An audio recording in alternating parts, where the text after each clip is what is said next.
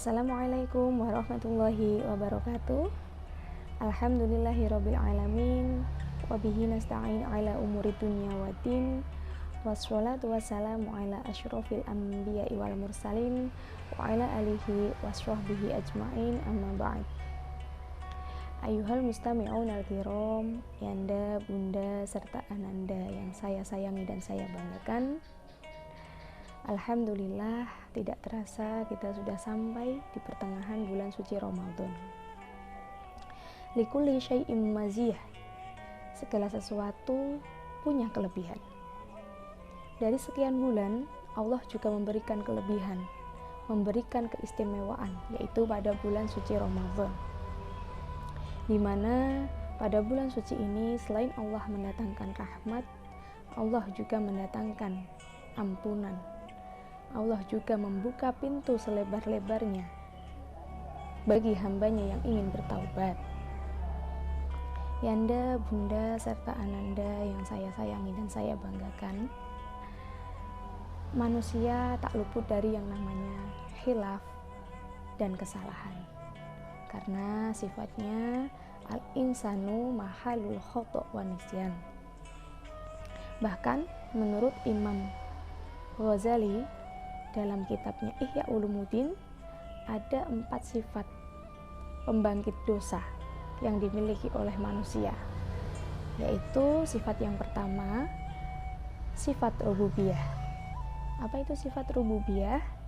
Sifat rububiyah adalah sifat manusia yang selalu membanggakan dirinya, yang menganggap dirinya sudah paling hebat. Nah, ananda siswa-siswi SMP ITA Al-Fatih, sezogyanya ananda tidak boleh mempunyai sifat-sifat seperti itu. Kenapa? Karena kita semua masih dalam tahap belajar. Sekalipun kita sudah pintar, tapi jangan pernah merasa paling pintar, karena di luar sana masih banyak orang-orang yang lebih pintar. Tapi berusaha untuk pintar itu wajib. Berusaha untuk bisa itu wajib. Kenapa wajib? Karena Allah senang dengan hambanya yang selalu berusaha. Maka sejogjanya kita menghindari sifat-sifat sombong, sifat-sifat membanggakan dirinya sendiri, karena rububiyah sejatinya tidak boleh dimiliki oleh makhluk. Yang punya, yang boleh hanyalah Rabb atau Tuhan. Sekalipun Allah juga tidak pernah menyombongkan dirinya sendiri. Sifat yang kedua dalam kitab Ihya Ulumuddin yaitu sifat syaitoniyah. Sifat-sifat manusia yang menyerupai sifatnya setan. Apa itu sifatnya? Sifat yang menyerupai setan yaitu dengki, iri. Kita masih ingat ketika Allah menciptakan Nabi Adam, setan iri, setan marah. Nah, kita manusia jangan meniru sifat setan yang seperti itu. Sejatinya iri, dengki terkadang muncul dari diri kita tanpa kita sadari. Contohnya di kelas misalnya, ananda ada teman ananda yang mendapatkan nilai bagus. Ananda tidak seharusnya memiliki sifat dengki, memiliki sifat cemburu terhadapnya. Boleh iri, tapi iri untuk mengejar prestasi. Oh, aku bisa, dia bisa, saya bisa.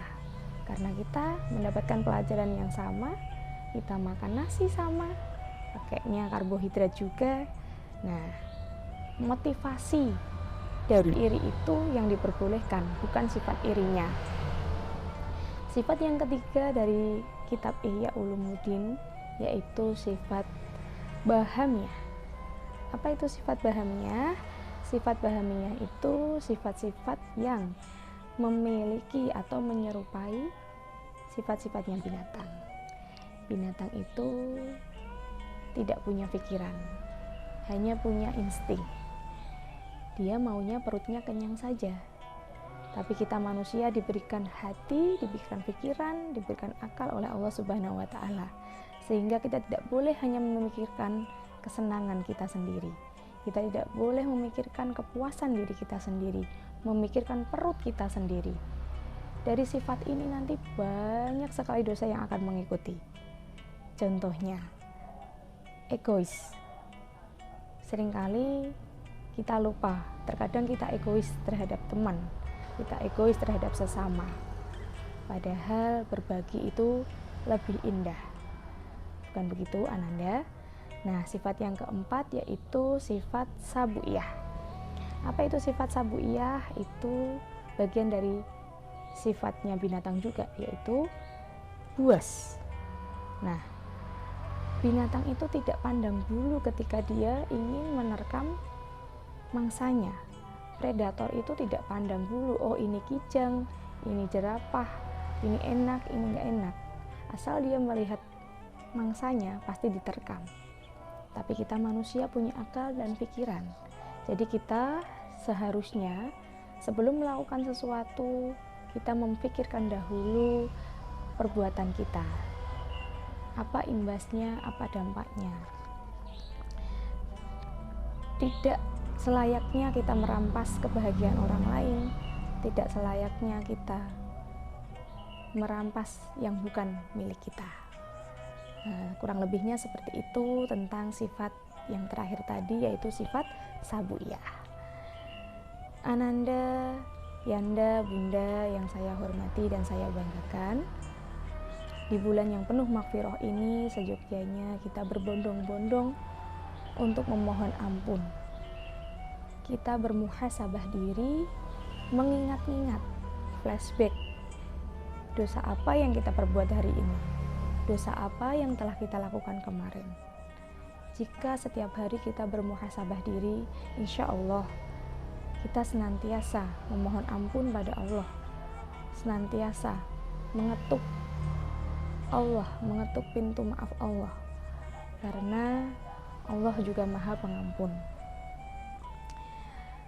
Ada 3 hal yang taubatnya manusia itu diperbolehkan, atau 3 taubat manusia yang disarankan, yaitu dengan melakukan seperti yang dikemukakan oleh Imam An-Nawawi dalam kitabnya Riyadhus Shalihin, yaitu yang pertama, berhenti tidak melakukannya lagi. Apa maksudnya?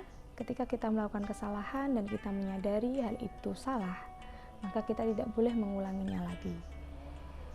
Kalau kita masih mengulanginya lagi, maka itu belum dikatakan taubat, belum dikatakan taubatan nasuha. Yang kedua yaitu menyesali perbuatan kita. Setelah tidak mengulangi lagi, seharusnya dalam hati juga terpatri kita menyesal.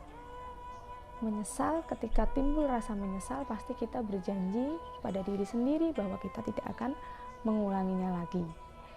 Yang ketiga yaitu bertekad untuk tidak mengulangi dosa-dosa yang telah kita lakukan.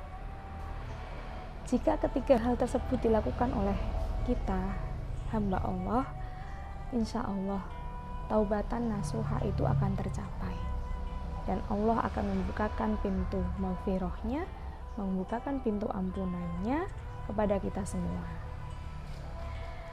Demikian dari saya yang dapat sampaikan.